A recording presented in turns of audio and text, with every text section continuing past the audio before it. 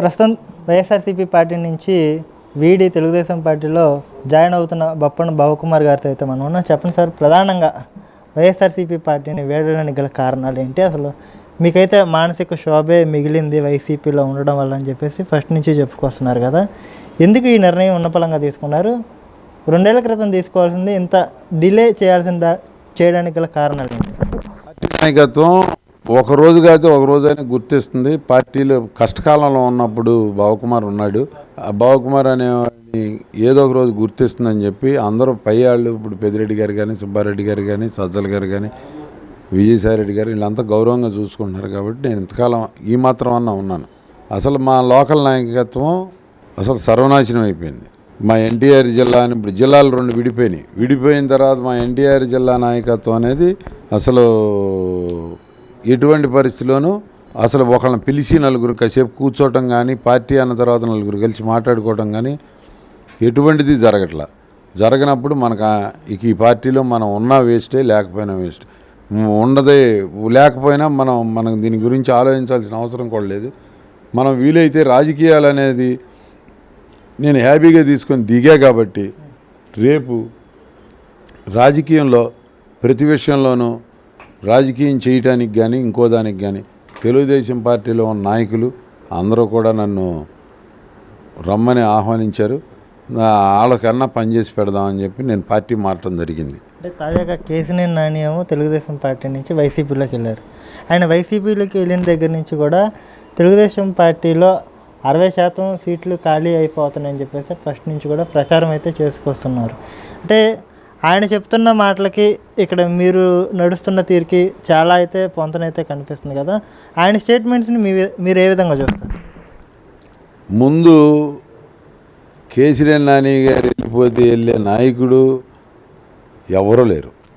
ఎందుకు ఏంటంటే రాజకీయంలో ఎప్పుడు మనం తీసుకున్న డెసిషనే అందరూ కరెక్ట్గా అని ఎవరు ఊహించరు. నువ్వు ఎంపీవి, సిట్టింగ్ ఎంపీవి, అది మన గొప్పతనం కాదు. నేను వైసీపీలో ఉన్నా లేకపోతే తెలుగుదేశంలో ఉన్నా ఎక్కడున్నా పార్టీ ఓటింగ్ అనేది 95% ఉంటుంది, ప్రభావం ఉంటుంది. 5%ఏ మనం తెచ్చుకోవాల్సింది. ఎప్పుడు ఏ పార్టీ అయినా సరే, వైసీపీ అయినా తెలుగుదేశం అయినా సరే, పార్టీ ప్రభావం, పార్టీని అభిమానించే వాళ్ళు 95% ఉంటారు. నార్మల్ జనం 20% వ్యక్తిత్వాన్ని బట్టి మారి పార్టీలకు సపోర్ట్ చేస్తూ ఉంటారు. ఆ నడిచే నడకలో ఆయనకు వచ్చిన పోసుకోలు డబ్బా కబుర్లు తప్పితే, డబ్బా కబుర్లు ఎవరో ఏ పార్టీలో నుంచి మారరు. ఇప్పుడు నాతో వెళ్ళేటప్పుడు నేను వెళ్తున్నాను, నాకు ముఖ్యమైన సహచరులు, ముఖ్యమైన స్నేహితులు, నాతో పాటు వైసీపీలో పనిచేసిన వాళ్ళు వాళ్ళ వరకే వస్తారు. ప్రతి ఓటరు వస్తాడని ఎవరు చెప్పరు.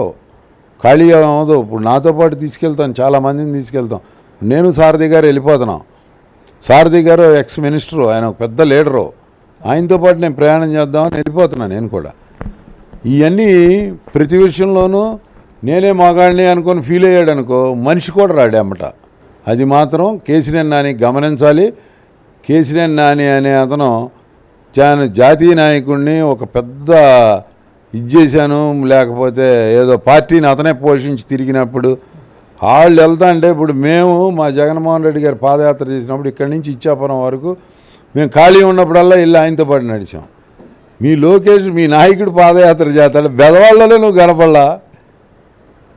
అసలు ఇక నీకు పార్టీ మీద నీకేముంది? నీ అమ్మటి ఎవరు వస్తారు? అసలు నువ్వు విజయవాడలోనే ఆయన అమ్మటి కనపడలా. నువ్వు అసలు నీ నాయకత్వం ఏముంది ఇక్కడ? అసలు నువ్వు చెబితే ఎవడు రాలా. అందరూ మామూలుగా పార్టీని ఆయన బ్రహ్మాండంగా నడిచి కొన్ని వందల మందిని రాత్రి నుంచి మధ్యాహ్నం 2ంటికి 12ంటికి బిగించేశాడు.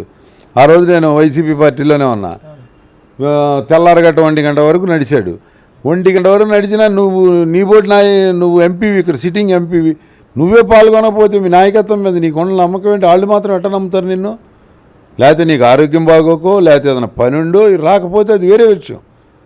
అసలు కనీసం స్పందన లేకపోతే ఇక్కడి నుంచి అక్కడ వరకు వెళ్తే అసలు నీ అమ్మట అసలు తెలుగుదేశం పార్టీ వాడు ఎందుకు వస్తాడు? అసలు నువ్వు వెళ్ళాల్సిందే తప్పితే. నా దగ్గరికి తెలుగుదేశం పార్టీ వాళ్ళు ఆ రోజు అందరూ అన్నారు, తెలుగుదేశం పార్టీ వాళ్ళు, ఒకవేళ ఇతను మారితే ఒక్క మనిషి కూడా రాడు, అది ఆయన చేర్చుకొని ఎంపీ టికెట్ అనేది మా జగన్మోహన్ రెడ్డి గారి పిచ్చి ఊహ, పిచ్చితనం. అట్లా ఆయన చేర్చుకొని మళ్ళీ టికెట్ కూడా అతనికి ఎంపీ టికెట్ ఇవ్వటం అనేది వాళ్ళు పిచ్చి ఊహలు. నాకు ఎట్లా అనిపిస్తుందంటే ఆయన ఇంటెలిజెన్స్ రిపోర్ట్ తప్పో లేదా వాళ్ళ ఐపాక్ట్ టీం తప్పో సర్వే తప్పో తెలియదు. ఎందుకంటే 2 సార్లు గెలిచిన రక్షణ నిధి గారిని ఇచ్చారు. పార్టీ లేనప్పటి నుంచి యుద్ధం చేసే సారథి గారిని లేదు. ఇంతమంది ఆయనే బయటికి వెళ్ళిపోతున్నారు, ఇంతమంది రక్షణ నిధి వెళ్ళిపోతున్నాడు, ఇంకెంతమంది వెళ్ళిపోతారో తెలియదు. నాకు తెలిసేది నా లిస్టులో చాలామంది ఉన్నారు, ఇంకా చాలామంది ఉన్నారు. మా ఎన్టీఆర్ జిల్లా నుంచి ఇంకిద్దరు ముగ్గురు వచ్చేస్తారని నా డౌటు. కృష్ణా జిల్లా నుంచి కొంతమంది ఉన్నారు. ఇవన్నీ బాలసూరి గారు వచ్చేసారు, వెళ్ళి పవన్ కళ్యాణ్ కలిశారు. వాళ్ళు మామూలు నాయకుల ఇవాళ నుంచి కాదు కదా, 20-25 ఏళ్ళ నుంచి చేస్తున్నారు. అంటే అప్పుడు నువ్వు కాలేజీలో చదువుకున్నప్పుడే వీళ్ళు రాజకీయాలు చేస్తున్నారు. జగన్మోహన్ రెడ్డి అని ఆయన ఆ రోజుల నుంచే రాజకీయం చేసే వాళ్ళని నువ్వు శాసించి, నువ్వు నేను నడిచి, నేను చేసి, వీళ్ళందరూ సహకారం లేకుండా ప్రతి ఒక్క మనిషితో అయిపోతుంది. అవన్నీ ఎంతమందో అభిమానులు, ఎంతమందో రాజశేఖర రెడ్డి గారి అభిమానులు ఎంతోమంది నిన్ను సపోర్ట్ చేసి ఈ స్టేజీకి తీసుకొస్తే నువ్వు వీళ్ళందరూ పిచ్చాళ్ళు, వీళ్ళు పనికిరారు అంటే అసలు ఈ పని చేసిన వాళ్ళందరికీ ఎంత తేలిగ్గా ఉంటుంది. అందుకనే నాయకులు అనేవాళ్ళు వెళ్ళిపోతారు. అట్లాగే వాళ్ళతో పాటు చాలామంది కార్యకర్తలు దారి మళ్తుంది. ఓటర్లు కూడా చాలామంది మారుతారు. ఈయే స్కీములు, ఈయనిచ్చే స్కీములు ఈయన ఒక్కడే ఇవ్వటం కాదు, ఈయనతో పాటు ఆ తెలుగుదేశం వచ్చినా స్కీములు ఇస్తారు. అసలు స్కీములు అనే పెట్టిందే తెలుగుదేశం పార్టీ ఫస్ట్ నుంచి, ఎన్టీ రామారావు కాడి నుంచి. ఆ స్కీములు వాళ్ళు ఇచ్చే అంత మగతనంగా నువ్వు ఇవ్వలేవు. గవర్నమెంట్ ఉద్యోగస్తులు జీతాలు ఇవ్వలేవు. అమరావతి కట్టలేనన్నావు, 3 రాజధానులు అన్నావు. 3 రాజధానుల్లో ఆయన క్యాలస్ తప్పితే కట్టుకొందలేదు. ఇవన్నీ అనవసరమైన మా ప్రలాపనలు తప్పితే ఏ విధమైన ఉపయోగకరమైన పనులు నాకు తెలిసి రాష్ట్రం నష్టపోయింది తప్పితే ఈయన వలన లాభపడింది ఆయన చెప్పుకునే అంత గొప్పగా మాత్రం పరిపాలన అయితే లేదనేది సుస్పష్టం. ప్రతి ఒక్కరూ మాత్రం అది గమనించి ఈ తడవ తెలుగుదేశం పార్టీని జనసేన కలిపి పోటీ చేసే అభ్యర్థుల్ని గెలిపించాలని చెప్పి నేను ప్రతి ఒక్కరిని కోరుకుంటున్నాను. అంటే ఈ మధ్యకాలంలో సజ్జల రామకృష్ణారెడ్డి గారిని కలిశారా? ఎన్నిసార్లు కలిసి ఉంటారు? కలిస్తే ఆయన నోటీస్కి ఏం చెప్పారు? అప్పటికి నేను మారదామని నేను నిర్ణయం తీసుకోలేదు. నేను కాజువల్గానే వెళ్ళి వచ్చాను. ఏం చెప్తూ ఉండేవాళ్ళు ఆయన మామూలుగానే ఏంటి బాగుకుమారు అని పని మీద వచ్చామంటే, లేదండి ఊరిని సరదాగా వచ్చి మామూలుగా వచ్చానండి అని వచ్చేసేవాడిని అంతే. మనమేం నోటీస్ ఇది 1-2 సార్లు చెప్పాను. ఈ రోజు బలేవాడి బాగుకుమారు నీకేంటి నువ్వు పార్టీ అనేవారు. దాంట్లో తప్పేం లేదు. అందరూ అన్నారు, సుబ్బారెడ్డి గారు అన్నారు, పెద్దిరెడ్డి గారు అన్నారు. వాళ్ళైతే నాకు మామూలుగా పార్టీలో ఉన్నంతకాలం వాళ్ళ గాడ్ ఫాదర్లుగా చూసుకున్నాను. నేను పార్టీలో నేను ఏ మంచి చెడునో చెప్పామండి. అసలు లోకల్ నాయకత్వం వాళ్ళ మాట వింటలేదు కదా, ధిక్కరించరు. అట్లాగే సార్ అంటారు, వచ్చేస్తారు, వీళ్ళ పని వీళ్ళు చేసుకుంటారు, కబురు ఉండదు. ఒకవేళ ఎప్పుడన్నా తప్పక మన ఊళ్ళో లేనప్పుడు చూసి ఒకదానికి కబురు చేస్తారు. కబురు చేసి బాగుకుమారు రాలేదని చెప్పగలరు, రాలేదని నోటీస్ ఇస్తారు, అక్కడ చెప్పారు. ఈ మాత్రం ఫీడ్బ్యాక్ ఇస్తారు, మనం వెళ్ళి చెప్పరు. అంత సర్వనాశనం చేశారు పార్టీని. మా జిల్లాలో ఎన్టీఆర్ జిల్లాలో కానీ కృష్ణా జిల్లాలో కానీ పార్టీ సర్వనాశనం అయిపోయింది అనడానికి అసలు ఎటువంటి ఆలోచన సందేహం కూడా లేదు. అంటే ఇందాక మీరు ప్రస్తావించారు, కృష్ణా జిల్లా మొత్తంలో ఇద్దరే ఓడిపోయారు. అది బొప్పన బావకుమారు, యార్లగడ్డ వెంకట్రావు. వీళ్ళిద్దరిని సైతం కూడా వైఎస్ఆర్సీపీ పార్టీ కాపాడుకోలేకపోయింది. అసలు అధిష్టానం వీళ్ళిద్దరి మీద దృష్టి పెట్టలేకపోయింది, పోషించలేకపోయింది అని చెప్పుకొచ్చారు కదా. అసలు మీ ఇద్దరిని ఎందుకు అంత పూర్తిగా నెగ్లెక్ట్ చేసినట్టు? నేను ఇప్పుడు ఏమనుకుంటున్నానంటే, మా నాయకుడికి గెలిచే అభ్యర్థి తప్పితే వాళ్ళు గెలవాల్సిందే ఉంచోబెడితే అనే ఊహలో మమ్మల్ని ఇంకా గొప్ప వ్యక్తి ఏమో అవతలాడని చెప్పి ఎప్పటికప్పుడు టెస్ట్ చేసుకుంటూ ఉంటాడు. ఇది రాజకీయం. నన్ను ఖాళీ చేశారు, నేను ఖాళీగా లేను, తెలుగుదేశంలోకి వెళ్ళిపోయాను.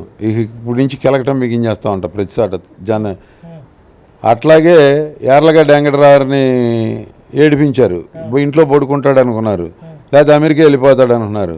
ఆయన మళ్ళీ కూర్చొని మళ్ళీ యుద్ధానికి దిగాడు. ఈ తడవ తెలుగుదేశం పార్టీ తరఫున యుద్ధానికి దిగాడు. మరి రాజకీయంలో అలవాటు పడినాడు, అంత తొందరగా దేన్ని మర్చిపోడు. ప్రతి దాంట్లోనూ యుద్ధానికి ఎప్పుడు రెడీగానే ఉంటాడు. ఆ యుద్ధం అనేది నేను ఒక రకంగా చేయొచ్చు, ఆయన ఒక రకంగా చేయొచ్చు. ఆయన కూడా యుద్ధం చేస్తాడు. ఆయనకి గెలుపు ఖాయం. నేను ఉంచోట్లేదు కాబట్టి ఇక్కడ ఉన్న అభ్యర్థులను గెలవడానికి నేను కూడా యుద్ధం చేస్తాను. ఇద్దరు అభ్యర్థులకి నువ్వు హెల్ప్ చేసి బజార్లోకి తీసుకొచ్చి నాయకుల్ని చేయలేనడివి.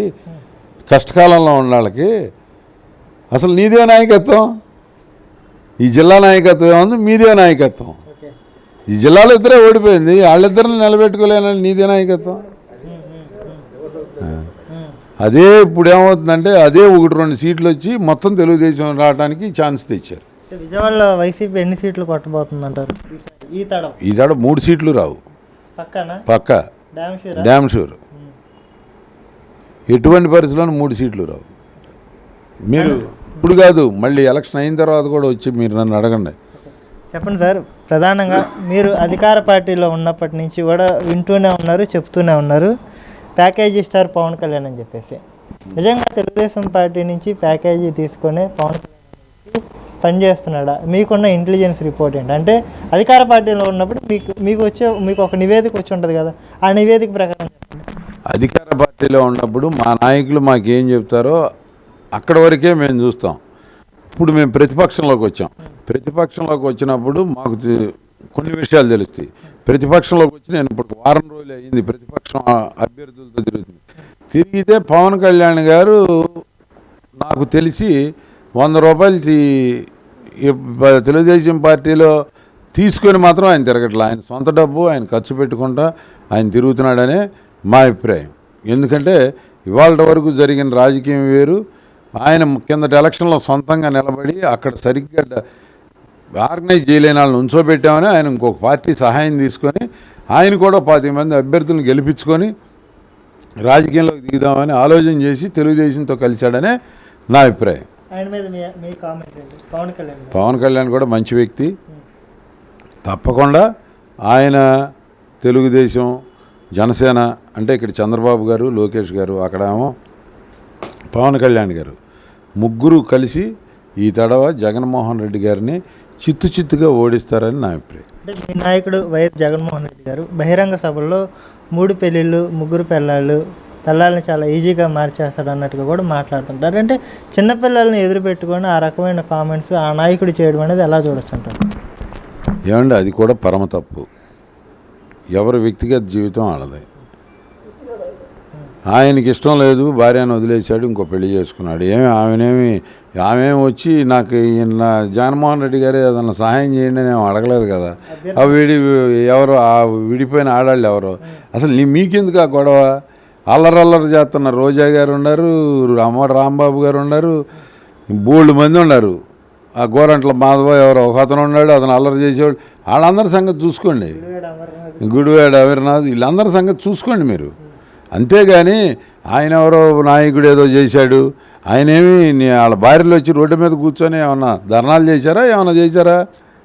ఏం చేయకుండానే మీరే వెళ్ళి ధర్నాలకు రండి అన్నట్టు పిలుస్తా అంటే వాళ్ళు రాలేదుగా.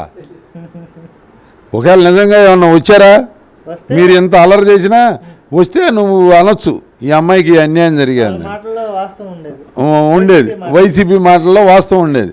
అసలు వాళ్ళు ఎవరు రావట్లేదు. అసలు మీకెందుకు ఈ గొడవ? అసలు ఆయన వదిలేశారు కదా. ఫైనల్గా తప్పేది. ఫైనల్గా కాదు, ఎవరు అలవాట్లు వాళ్ళకి ఉంటాయి. ఆయన దాంట్లో రాజకీయం చేసే మంత్రులకు లేవా 100 అవలక్షణాలు ఉండాలి, బోల్డ్ మంది ఉన్నారు. ఎవడు పని అది. రాజకీయంగా ఎక్కడి వరకు ఉన్నారు, ప్రజలతో ఎట్లా ఉన్నారు చూసుకోవాలి. కానీ ఎంతసేపు ఎదుటాడి మీద బుర్ర జల్లి మేమే నికార్సైన వాళ్ళం, ఎదుటాడి దొంగ అన్న చిత్రీకరణ మన ప్రతిపక్షంలో ఉన్నప్పుడు బాగుంటుంది. కానీ అధికారంగా అనుభవించేటప్పుడు అది పరమ తప్పుగా నేను భావిస్తున్నాను. మీ డిసిషన్తో క్యాడర్లో ఎలాంటి వాతావరణం నెలకొంది? నేను తప్పకుండా మా వాళ్ళందరికీ నచ్చజెప్పి నేను తప్పకుండా తీసుకెళ్ళడానికి ట్రై చేస్తాను. ప్రతి ఒక్కరిని ముందుకు అందరిని నడిపి నేను ఒకవేళ నాతో కొంతమంది రాకపోయినా, నేనంటే ఇష్టం ఉన్న వ్యక్తులు కొంతమంది రాకపోయినా, నేను వాళ్ళకి రేపు ఒకవేళ అధికారం వచ్చి నాకేదన్నా కనుక ఇస్తే వాళ్ళని కూడా నాతో పాటు కలుపుకొనే నడుపుతా. పక్కాగా.